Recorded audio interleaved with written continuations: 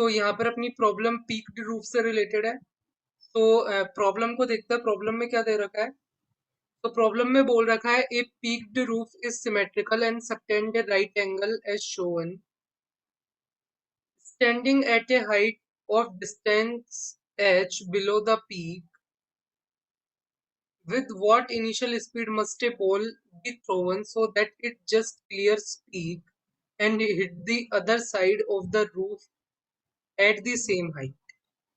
तो यहाँ पर h हाइट नीचे से, इसके टॉप से h हाइट नीचे से अपन यहाँ पे फेंक रहे हैं बॉल को। सो किस स्पीड से फेंके ताकि वो इधर h हाइट पर ही यहाँ पर गिरे, और ये अपन को राइट एंगल दे रखा है। तो यहाँ पर एनालाइज करते हैं इस प्रॉब्लम को। तो यहाँ पे मैं क्या करता हूँ, t is equal to 0 time पे अपनी स्पीड को v नोट मान लेता हूँ। तो एक स्ट्रेट फॉरवर्ड वे क्या है सॉल्व करने को इस प्रॉब्लम का, कि अपन इक्वेशंस ऑफ मोशन लिखे यूनिफॉर्म ग्रेविटेशनल फील्ड में।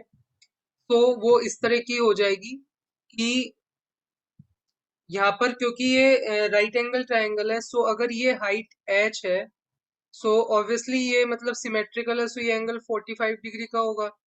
सो ये जो डिस्टेंस है वो भी h ही होगा। तो अगर मैं इसको अपना ओरिजिन सेट कर लूँ, सो ये x कोऑर्डिनेट इस पॉइंट का माइनस h होगा। सो मैं लिखूंगा x is equal to minus h, और अपनी वहां पर जो जिस वेलोसिटी से फेंक रहा हूँ उसके दो कंपोनेंट होंगे, एक हॉरिजॉन्टल कंपोनेंट और एक वर्टिकल कंपोनेंट। सो यहाँ पर इसको मैं बोल देता हूँ v not x multiply by time, जो कि हॉरिजॉन्टल कंपोनेंट है। तो ये मेरा x कोऑर्डिनेट हो जाएगा किसी भी टाइम t पर, और y कोऑर्डिनेट देखूं सो मैं उसको इस तरीके से लिख सकता हूँ, ये y डायरेक्शन में मेरी velocity and multiply by time minus half g t square simple. ये अपनी इक्वेशंस ऑफ मोशन है। सो अगर अपन कैपिटल टी टाइम की बात करें, ये टाइम कौन सा है, जब बॉल पीक पर होगी, पीक पर यानी अपनी इस सिचुएशन पर। यहाँ पर क्या होगा, y की वैल्यू इस समय h होगी। ठीक है, अपन अपना मोशन यहाँ से स्टार्ट कर रहे हैं, टाइम यहाँ से काउंट कर रहा है। सो इस टाइम पर अपनी y की वैल्यू यहाँ पर h होगी, और वेलोसिटी इन y डायरेक्शन 0 होगी, क्योंकि अभी ये ऐसे चल रहा होगा कि आपको पता है प्रोजेक्टाइल मोशन में पीक पर होता है जब वेलोसिटी हॉरिजॉन्टल में ही होती है, y डायरेक्शन की वेलोसिटी 0 होती है। तो ये इस तरीके का है यहाँ पर। तो यहाँ पर अगर अपन लिखें तो वेलोसिटी इन वाई डायरेक्शन में लिखूं, सो इस तरीके से देंगे, और वो उस टाइम पर 0 होगी। सो अपना जो t है उस समय कैपिटल T में कन्वर्ट हो जाएगा, मैं उस टाइम की बात कर रहा हूँ। सो कैपिटल T की वैल्यू मैं v not y divided by g से दे सकता हूँ, और मेरी जो हाइट होगी उस समय वर्टिकल डायरेक्शन में वो h होगी, और t की जगह मैं ये पुट कर देता हूँ दिस, और अगेन t की जगह यहाँ पर ये आ जाएगा,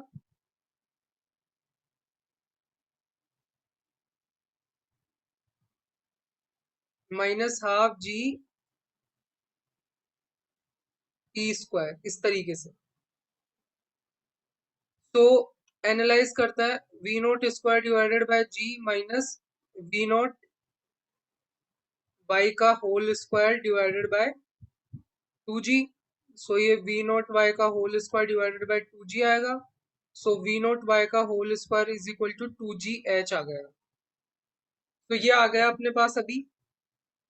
और उसी टाइम कैपिटल टी पे क्या होगा, जो अपना एक्स कोऑर्डिनेट होगा वो 0 होगा। सो यहाँ पर अगर अपन देखें इस सिचुएशन में, तो इस टाइम पे अपना जो ओरिजिन मैंने यहाँ पे माना है, सो एक्स कोऑर्डिनेट मेरा 0 होगा। तो मेरी जो हॉरिजॉन्टल डायरेक्शन की वेलोसिटी थी उसको अगर मैं यहाँ पर चेक करूं, सो मेरी हॉरिजॉन्टल डायरेक्शन में जो कोऑर्डिनेट थे बेसिकली वो इस तरीके के थे, और अब जो टाइम है वो कैपिटल टी हो गया, और अभी एक्स कोऑर्डिनेट 0 हो गया। सो यहाँ से अगर मैं देखूं तो वी नॉट एक्स को मैं लिख सकता हूँ एच डिवाइडेड बाय टी इस तरीके से। और मैंने यहाँ पर कैलकुलेट किया है टी को, बेसिकली वो v not by divided by g है। सो यहाँ पर इसको v not y divided by g put कर देता हूँ, एंड वी नॉट वाई की जगह अब यहाँ से under root of two ji H put कर देता हूँ बेसिकली इधर से। तो यहाँ से अगर अपन चेक करें तो कितना आ रहा है, under root of g h divided by two, velocity in x direction. So total जो इनिशियल वेलोसिटी थी जो अपन फेंकेंगे वो क्या होगा, basically under root of v not x का whole square plus v not y का होल स्क्वायर। सो बेसिकली वो यहाँ पर g h by two plus two ji h का square root. So basically under root of 5/2 g h अपना answer आ जाएगा। इस वेलोसिटी से अपन को फेंकना चाहिए। सो ये तो वन मेथड हो गया। अब यहाँ पर सेकंड मेथड की बात करता है, जो कि जिसमें अपन इक्वेशंस ऑफ मोशन का यूज नहीं कर रहे। सो इसका मोर प्रैक्टिकल वे या फिजिकल अप्रोच क्या हो सकती है कि किसी भी मतलब अपन को रीच करना है बेसिकली एच हाइट पर उस प्रॉब्लम में। अगर अपन प्रॉब्लम को देखें तो इसमें अपन को इस एच हाइट पर रीच करना है। सो बेसिकली अपन इस सिचुएशन को ऐसे इंटरप्रेट कर सकते हैं कि यहाँ से अपन एक ऑब्जेक्ट को छोड़ रहे हैं यहाँ पर फ्री फॉल के फॉर्म में। तो फ्री फॉल के फॉर्म में छोड़ेंगे तो उसमें तो जो वो एच हाइट पर आएगा तो उसमें जो स्पीड गेन होनी चाहिए वो इतनी होनी चाहिए वर्टिकल डायरेक्शन की बात करें।